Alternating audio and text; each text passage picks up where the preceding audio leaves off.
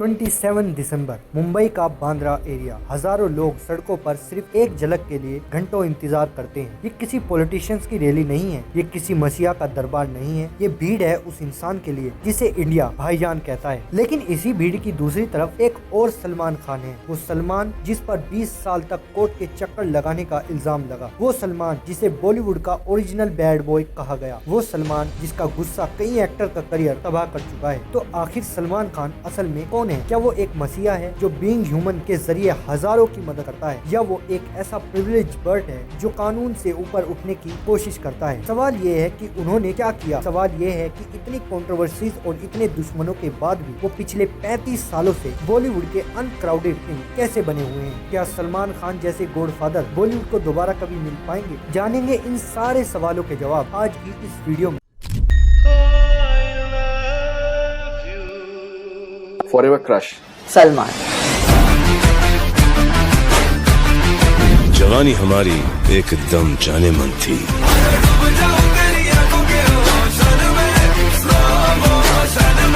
मेरा नाम जहाँ पे आता है वो चीजें काफी फेमस हो जाती हैं। वो एक अपने आप में एक वन मैन इंडस्ट्री है।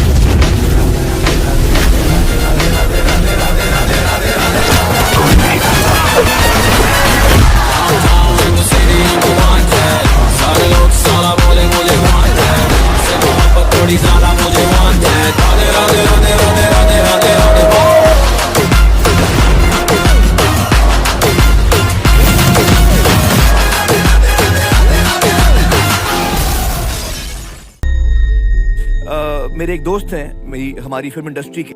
जब भी कोई पेशेंट सीरियस होता था, उसे ऑपरेशन की जरूरत पड़ती थी, पैसे नहीं होते थे। जितनी कमाई आप करते हैं उसका 10% आपको मिलता है और 90% आप चैरिटी। ईयर 1988। बॉलीवुड में नेपोटिज्म का नामो निशान नहीं था, लेकिन कनेक्शंस मायने रखते थे। सलमान खान लेजेंडरी राइटर सलीम खान के बेटे थे, लेकिन हैरानी की बात यह है उनका डेब्यू कोई बड़ा लॉन्च पे नहीं हुआ था। सलमान ने अपना करियर शुरू किया फिल्म बीवी हो तो ऐसी से एक सपोर्टिंग एक्टर के तौर पर। इस फिल्म में उनकी आवाज तक डब की गई। कोई नहीं कह सकता था कि ये लड़का आने वाले वक्त में सिनेमा के सारे रिकॉर्ड तोड़ देगा। ये क्यों बंद कर दिया? पहले चाय पी लो, फिर डांस करते रहना। ये तुम रोज सुबह सुबह मुझे डिस्टर्ब करने क्यों आती हो? क्यों लाती चाय मेरे लिए? लेकिन सलमान को इंतजार था उस एक नए मौके का जो उन्हें मिला सूरज बरजातिया की फिल्म में। 1989 में आई मैंने प्यार किया। सूरज बरजातिया ने इस रोल के लिए कई एक्टर्स को रिजेक्ट किया था, लेकिन अब उन्हें सलमान खान का स्क्रीन टेस्ट देखा, उन्हें अपना प्रेम मिल गया। ये फिल्म सिर्फ एक हिट नहीं, एक रिवोल्यूशन थी। इस फिल्म ने इंडिया को 3 चीजें दी। पहला, फ्रेंडशिप का नया मतलब। दूसरा, बॉलीवुड का सबसे आइकॉनिक कैरेक्टर प्रेम। और तीसरा, एक ऐसा सुपरस्टार जिसकी मासूमियत पर पूरा देश फिदा हो गया। सलमान खान ओवरनाइट एक नेशनल हार्ट रोक बन चुके थे। 90s का वो दौर द खान ट्रेटी का दौर था। एक तरफ शाहरुख खान अपनी इंटेंस एक्टिंग से लोगों का दिल जीत रहे थे, वहीं आमिर खान परफेक्शन की तरफ बढ़ रहे थे। लेकिन सलमान उन सब से अलग थे। साजन में उनका इमोशनल साइड दिखा। तो हम आपके हैं कौन में उन्होंने बताया कि फैमिली ड्रामाज कैसे बॉक्स ऑफिस पर तूफान ला सकते हैं। ये फिल्म 20 साल तक बॉलीवुड की सबसे बड़ी हिट रही, लेकिन 1998 में सलमान ने कुछ ऐसा किया जो उससे पहले किसी मेन स्ट्रीम हीरो ने नहीं किया था। उन्होंने बॉलीवुड में फिटनेस रिवॉल्यूशन शुरू किया। प्यार किया तो डरना क्या के गाने ओ जाने जाना में जब सलमान शर्टलेस स्क्रीन पर आए तो सिनेमा हॉल्स में सीटियां रुकने का नाम नहीं ले रही थी। हर लड़का सलमान जैसी बॉडी बनाना चाहता था। सलमान अब सिर्फ एक एक्टर नहीं बल्कि एक स्टाइल आइकन बन चुके थे। लेकिन दोस्तों, जब सब कुछ परफेक्ट लग रहा था तभी पर्दे के पीछे एक ऐसा तूफान उठ रहा था जो अगले 20 साल तक उनका पीछा नहीं छोड़ने वाला था। ईयर 2000 से 2007 ये 7 साल सलमान के करियर और जिंदगी के सबसे मुश्किल साल थे। एक तरफ उनकी फिल्में फ्लॉप हो रही थी और दूसरी तरफ उनका नाम हर उस चीज से जुड़ रहा था जो एक सुपरस्टार के लिए किसी नाइटमेयर से कम नहीं थी। लोग कहने लगे थे सलमान खान का वक्त खत्म हो चुका है, जिसकी शुरुआत 1998 में जोधपुर के जंगलों से हुई थी, जहां हम साथ साथ है की शूटिंग के दौरान 2 काले हिरन का शिकार किया गया था। लेकिन इसका असर 2000 में दिखना शुरू हुआ जब बिश्नोई कम्युनिटी ने इस केस को एक आंदोलन बना दिया। सलमान को जेल जाना पड़ा। ये सिर्फ एक लीगल केस नहीं था, ये सलमान की इमेज पर पहला बड़ा दाग था। लेकिन ये तो सिर्फ शुरुआत। इस रिपोर्ट्स आई इसी दौरान बॉलीवुड के सबसे बड़ी लव स्टोरी एक नेशनल स्कैंडल में बदल गई। सलमान और ऐश्वर्या राय का रिश्ता। रिपोर्ट्स आई कि सलमान ने चलते चलते के सेट पर हंगामा किया और ऐश्वर्या के घर के बाहर तमाशा किया और उन्हें फिजिकल और मेंटल एब्यूज का सामना करना पड़ा। ऐश्वर्या ने पब्लिक स्टेटमेंट जारी किया और वो अब सलमान के साथ कभी काम नहीं करेंगी। इंडस्ट्री को दो हिस्सों में बांट दिया गया, कुछ सलमान के साथ थे और कुछ उनके खिलाफ। हुआ है, गलत हुआ है। सबसे गलती होती है, लेकिन अभी सलमान खान भी अच्छे से काम कर रहे हैं, अन्याय हो रहा है उनके साथ। सलमान खान को जेल होना चाहिए था, श्योर होना चाहिए था, क्योंकि कोर्ट की नज़र में सभी लोग समान हैं। लेकिन 28 सितंबर 2002 की उस काली रात ने सलमान की मुसीबत और बढ़ा दी, जब मुंबई के बांद्रा एरिया में सलमान की लैंड क्रूजर ने एक फुटपाथ पर कई लोगों को कुचल दिया और जिसमें एक की मौत हो गई। अगला एक दशक इस सवाल में निकल गया कि गाड़ी कौन चला रहा था, सलमान या उनका ड्राइवर। इस इंसिडेंट ने सलमान को विलन की कैटेगरी में खड़ा कर दिया और फिर आया वो मोमेंट जिसने बॉलीवुड को हिला दिया। अप्रैल 2003 विवेक ओबरॉय ने एक प्रेस कॉन्फ्रेंस बुलाई और इल्जाम लगाया सलमान ने उन्हें 41 बार कॉल करके जान से मारने की धमकी दी है। Salman Khan called me on my phone. उन्होंने मुझे मेरे मोबाइल पे फ़ोन किया डायरेक्टली। शुरुआत में ही जब उन्होंने बात की तो मुझे लगा कि उन्होंने खूब शराब पी रखी थी, शराब के नशे में धुत थे। जो मेरी मंगेतर थी गुरप्रीत, उनके बारे में बहुत गंदी, बहुत ही डेरोगेटरी, बहुत ही डिमीनिंग, बहुत चीप बातें की।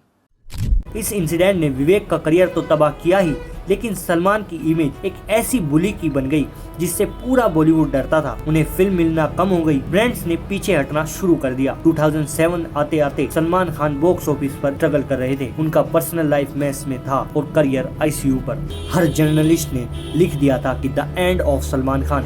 लेकिन क्या आपने कभी सोचा है कि एक इंसान जिस पर इतने गंभीर इल्जाम हो वो वापस कैसे आया, कैसे उसने अपनी इमेज को बैड बॉय से भारत का भाई बनाया? तो इसकी शुरुआत हुई ईयर 2019 के बाद, जब सिनेमा बदल रहा था, मल्टीप्लेक्स का जमाना आ चुका था और लोग क्लासी मूवीज देखना पसंद कर रहे थे। लेकिन इसी साल एक फिल्म आई जिसने बॉलीवुड के सारे रूल्स तोड़ दिए। फिल्म थी वांटेड। सलमान ने एक डायलॉग बोला, एक बार मैंने कमिटमेंट कर दी तो फिर मैं अपने आप को नहीं सकता।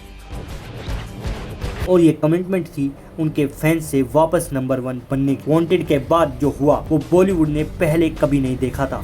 2010 में आई दबंग। चुलबुल पांडे के किरदार ने सलमान को सुपरस्टार से मेगा स्टार बना दिया। एक के बाद एक हिट, रेडी, बॉडीगार्ड, एक था टाइगर, किक। सलमान ने 100 करोड़ क्लब को एक मजाक बना दिया था। जहां दूसरे एक्टर स्क्रिप्ट और लॉजिक ढूंढ रहे थे, वहां सलमान सिर्फ स्वैग और एक्शन से थिएटर्स भर रहे थे। सिंगल स्क्रीन पर उनका भाईज़म एक रिलीजन बन चुका था। लेकिन ये सिर्फ बॉक्स ऑफिस की कहानी नहीं है, असल गेम तो पर्दे के पीछे चल रहा था। सलमान की इमेज एक बैड बॉय की थी जिसे बदलना जरूरी था और यहाँ एंट्री होती है बीइंग ह्यूमन। सलमान ने चैरिटी को अपना नया चेहरा बनाया। वो बच्चों को हार्ट सर्जरीज के पैसे देने लगे, फैंस से मिलने लगे और उनकी ये ह्यूमैनिटेरियन इमेज उनके पुराने सारे गुनाहों पर भारी पड़ने लगी। फैंस अब उन्हें एक गलती करने वाला इंसान नहीं बल्कि एक सोने के दिल वाला भाईजान कहने लगे। लेकिन उनके करियर का सबसे बड़ा शिखर आया 2015 में, जब फिल्म बजरंगी भाईजान आई। ये वो फिल्म थी जिसने सलमान के सबसे बड़े क्रिटिक्स का भी मुंह बंद कर दिया। एक ऐसा सलमान खान जो ना लड़ता है ना दुश्मनों को मारता है, बल्कि एक बच्ची को उसके घर पहुंचाने के लिए अपनी जान लगा देता है। इस फिल्म ने उन्हें हर इंडियन फैमिली का फेवरेट बना दिया। इसके बाद आई सुल्तान, जिसने दिखाया कि सलमान खान एक्टिंग भी कर सकते हैं और बॉक्स ऑफिस पर 300 करोड़ भी कमा सकते हैं। और इसी दौरान टीवी पर आया बिग बॉस। हर वीकेंड सलमान लोगों के घरों में भाई बनकर आने लगे, कभी डांटते कभी समझाते। इसने उन्हें हर जनरेशन से जोड़ दिया। 2017 तक आते आते सलमान खान सिर्फ एक एक्टर नहीं रहे, वो एक कल्ट बन चुके थे। लेकिन सवाल ये है, क्या ये स्टारडम हमेशा रहेगा? क्या सलमान खान के बाद भी कोई ऐसा बॉलीवुड का गॉडफादर बन पाएगा? तो सलमान खान आज सिर्फ एक एक्टर नहीं है, वो बॉलीवुड के एक ऐसे इंस्टीट्यूशन बन चुके हैं जिनके पास पावर है किसी का करियर बनाने की और किसी का करियर खत्म करने की। लोग उन्हें भाईजान कहते हैं, लेकिन इंडस्ट्री के बंद दरवाजों के पीछे उन्हें द गॉडफादर कहा जाता है। बॉलीवुड में एक कहावत है, अगर सलमान का हाथ सर पर हो तो किस्मत बदलते देर नहीं लगती। कटरीना कैफ से लेकर सोनाक्षी सिन्हा तक और अर्जुन कपूर से लेकर नए डेब्यूटेंट की एक लंबी लिस्ट है जिन्हें सलमान ने लॉन्च किया और उनका गिरता करियर संभाला। लेकिन ये गॉडफादर वाला रुतबा सिर्फ दोस्ती तक महदूद नहीं है। सलमान का दबदबा ऐसा है कि उनके खिलाफ बोलने से पहले बड़े बड़े प्रोड्यूसर्स भी 2 बार सोचते हैं। ये वो पावर है जो पिछले 30 सालों में सिर्फ सलमान ने कमाई है। खैर, अब आते हैं एक सवाल पर, क्या सलमान खान के बाद भी और कोई गॉडफादर बन सकता है? तो आज अगर हम सुपरस्टार को देखें, रणबीर कपूर की एक्टिंग ब्रिलियंस हो या रणवीर सिंह की एनर्जी, किसी के पास भी वो भाईजान वाला लॉयल फैंडम नहीं है जो उनकी फ्लॉप फिल्म को भी 100 करोड़ पार पहुंचा दे। आज सिनेमा बदल रहा है, ऑडियंस अब स्टार से ज्यादा कंटेंट को देख रही है और दूसरी तरफ साउथ इंडियन सिनेमा के स्टार्स जैसे अल्लू अर्जुन या यश मास हीरो की जगह ले चुके हैं। लेकिन बॉलीवुड की इंटरनल पॉलिटिक्स और पावर प्ले पर सलमान जैसा कंट्रोल किसी का नहीं है। सलमान खान एक ऐसे लीजेंड है जिन्हें कानून ने घेरा, क्रिटिक्स ने निखारा और कई बार उनका करियर खत्म माना गया, लेकिन हर बार वो वापस आए। उनकी लाइफ की सबसे बड़ी डॉक्यूमेंट्री अगर कोई है तो वो उनका अपना सर्वाइवल है। वो मसीहा है या मुजरिम है, ये फैसला वक्त और कोर्ट करता रहेगा। लेकिन एक बात सच है, बॉलीवुड में प्रेम बहुत आए और गए, लेकिन भाईजान सिर्फ एक। आपको क्या लगता है, क्या सलमान खान का ये दबदबा अगले 10 साल बरकरार रहेगा? आपको क्या लगता है, क्या सलमान खान की तरह कोई और बॉलीवुड का गॉडफादर बन सकता है? Tell me in the comment और नई वीडियो के लिए टॉपिक सजेस्ट जरूर करें।